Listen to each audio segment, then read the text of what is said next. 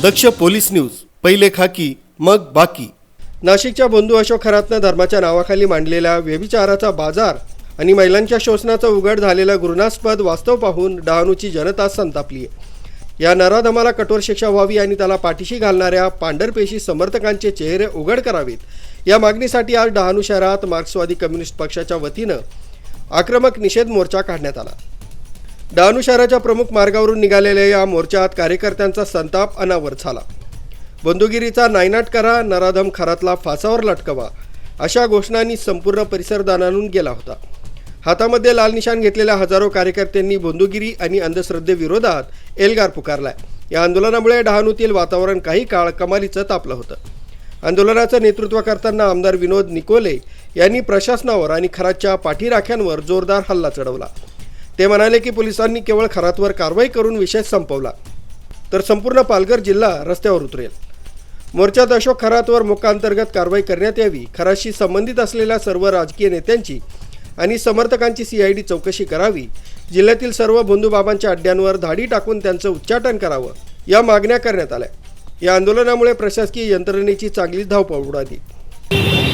मीडियाला तुम्ही कोणत्याही मीडियामध्ये घेतला, इलेक्ट्रॉनिक मीडिया घेतला, प्रिंट मीडिया घेतला, या ठिकाणी जर आपण पाहिलं तर सर्व बातम्या ह्या आपण सर्व येत आहेत तर बघतो। नाशिकमधला हा बंधुबाबा अशोक खरात मार्चच्या 18 तारखेला पोलिसांनी त्याला बेड्या ठोकल्या। एक साधू म्हणून किंवा मी माणसाचं व्यक्तीचं भविष्य सांगतो, भविष्यामध्ये काय होणार असं भविष्य सांगतो, अशा प्रकारची फसवणूक करून अनेक महिलांचा त्यांनी लैंगिक अत्याचार केलेला आहे। हे सर्व व्हिडिओ संपूर्ण महाराष्ट्राने पाहिले, सर्व देशाने पाहिलेले आहेत। खेदाची बाब अशी आहे की काही दिवसापासून काही विधानसभा सदस्य त्याला समर्थन करताना दिसत आहेत। ही खूपच गंभीर बाब आहे। आजच्या वृत्तपत्रामध्ये, कालच्या वृत्तपत्रामध्ये पाहिले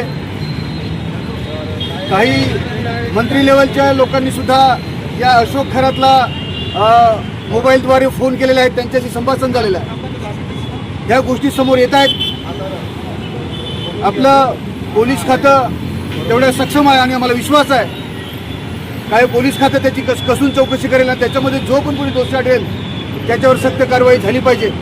पोलिसांच्या चोख बंदोबस्तात मोर्चा पार पडला असला तरी लोकांच्या डोळ्यातील संताप मात्र कायम होता। पुरोगामी महाराष्ट्राला काळीमा फासणाऱ्या अशा प्रवृत्तींना जर वेळीच ठेचलं नाही तर मार्क्सवादी कम्युनिस्ट पक्ष अधिक उग्र आंदोलन छेडेल असा स्पष्ट इशारा यावेळी देण्यात आलाय। न्यूज ब्युरो, दक्ष पोलीस न्यूज, पालघर।